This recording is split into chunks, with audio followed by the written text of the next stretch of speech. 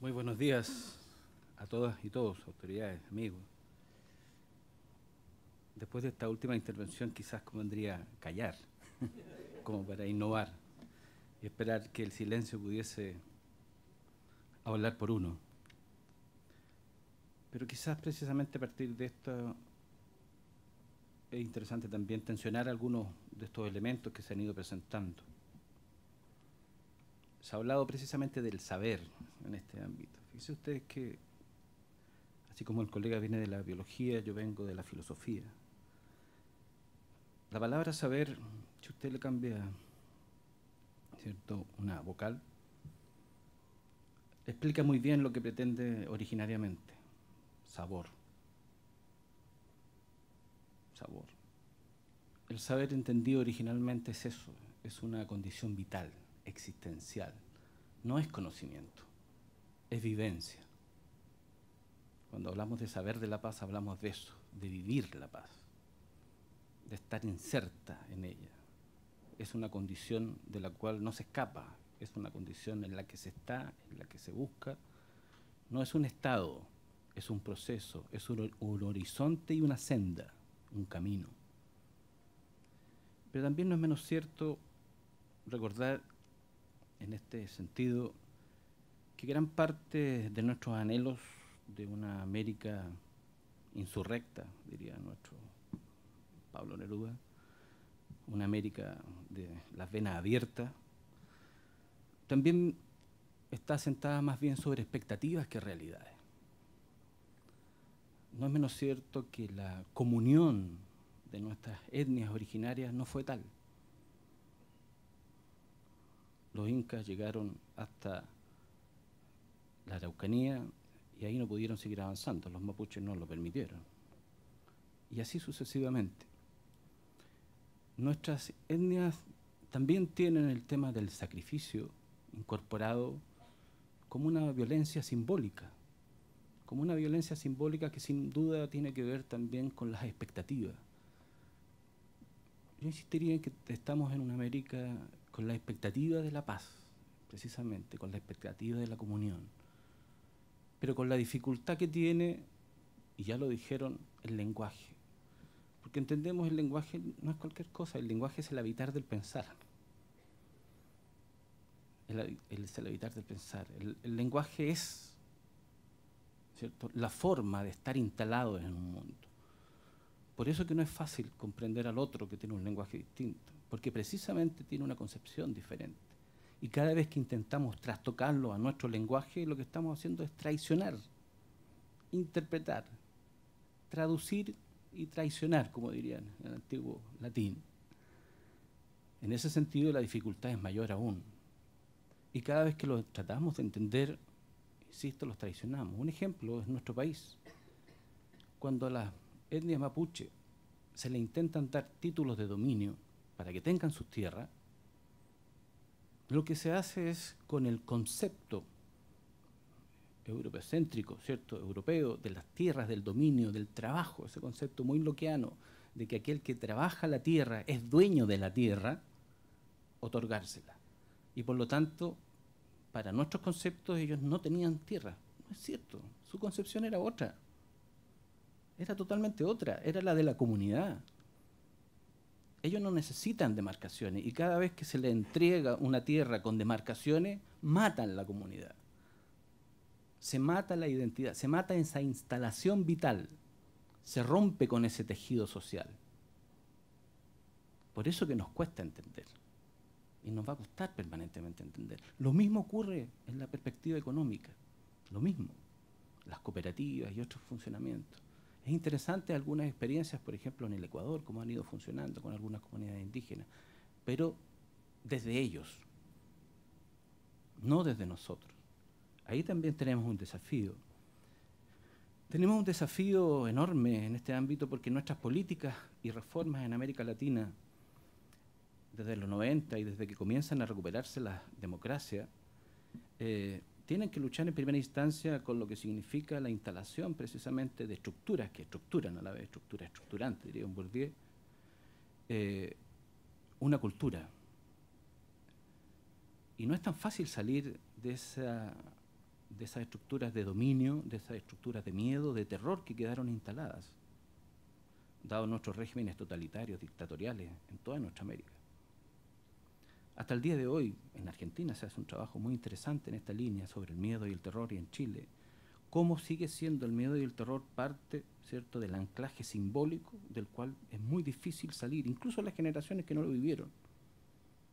Estas están siendo transmitidas a partir de visualizaciones, no solo eso, a partir de políticas, de reformas, a partir de modos operandi, de formas de relacionarnos, y permanecen en nuestros lenguajes, incluso algunas de estas aprehensiones de nuestros medios anteriores. Ya no nos despedimos como en décadas anteriores, hasta pronto, no, que te vaya bien, cuídate. Cuídate, ¿por qué cuídate? Porque en esos tiempos de dictadura, la esperanza era cuídate, para ver si mañana sigues. Nuestras políticas y reformas en América Latina desde John Tiene en 90 han venido postergándose, fíjense ustedes. Las metas que estaban del 90 estaban para el 2010.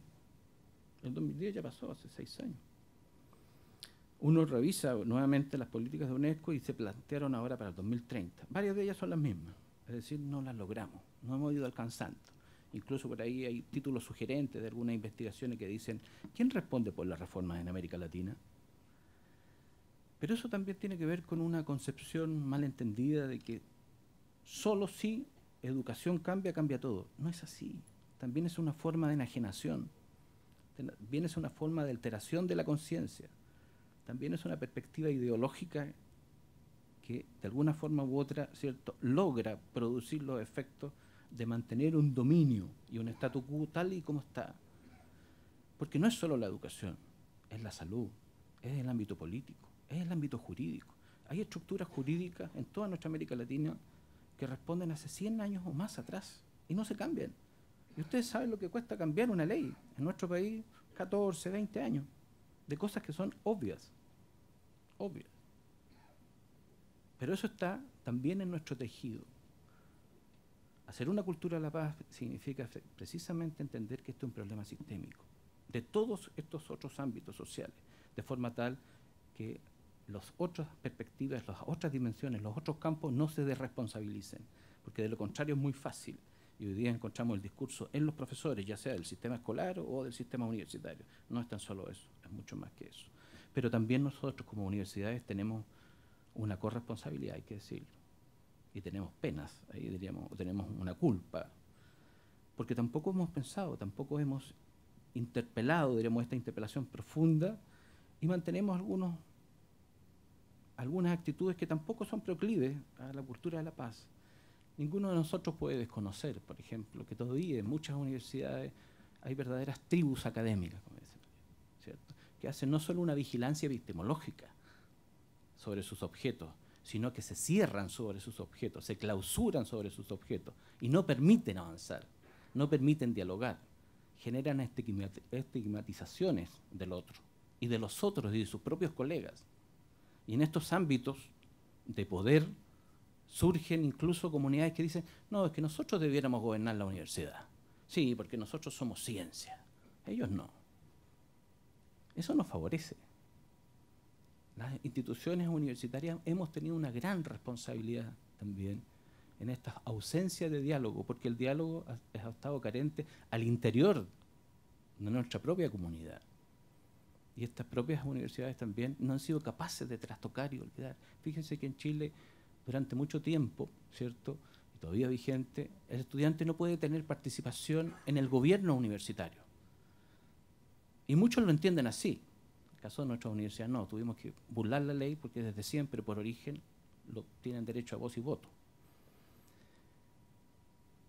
Cuando uno va a otras latitudes, muchos académicos lo encuentran razonable eso.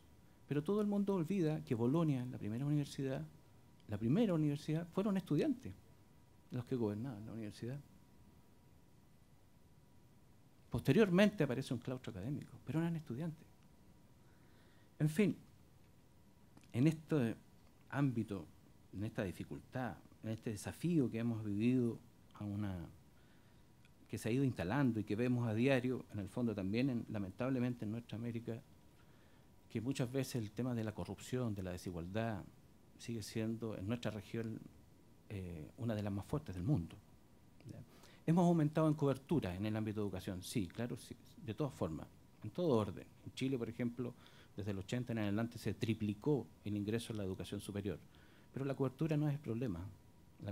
El problema viene a ser la calidad y la equidad, porque los primeros quintiles tienen resultados similares a los de los países europeos, pero los últimos quintiles quedan marginados del sistema o ingresan, pero no son retenidos en el sistema, salen de las universidades. Es decir, hay nuevas formas de segregación, ¿ya? Hay nuevas formas de los excluidos, nuevos rostros de excluidos, ¿ya? Y cada vez eso también aumenta. Tenemos una deuda pendiente no solo en la equidad en el ingreso, sino que también en la permanencia de nuestros estudiantes en el sistema universitario en general. Se hace menester, sin duda, algo fundamental que también de alguna manera u otra el Papa Francisco lo dice en su última encíclica, el Laudato Si, que es la recuperación del otro como otro. El olvido de uno, porque esta lógica del yo, del individualismo, no ha contribuido, y no ha contribuido, como decíamos, porque estructuralmente se dan las situaciones. Tenemos que hacernos de ranking. Vivimos por ranking. ¿En qué ranking está tu universidad? Ah, ya, ok.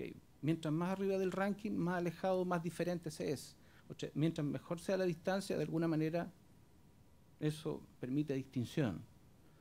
Vivimos de la competencia en el sistema escolar y en todo igual. Ranking para esto, ranking para lo otro. ¿En qué lugar del ranking está? ¿Cómo se compara con tal? En fin, etcétera, etcétera. La competitividad es parte de, no la colaboración. Eso está estructuralmente instalado. Romper con esa estructura, con esa forma de pensar es complejo. Es una demanda urgente esta recuperación del otro.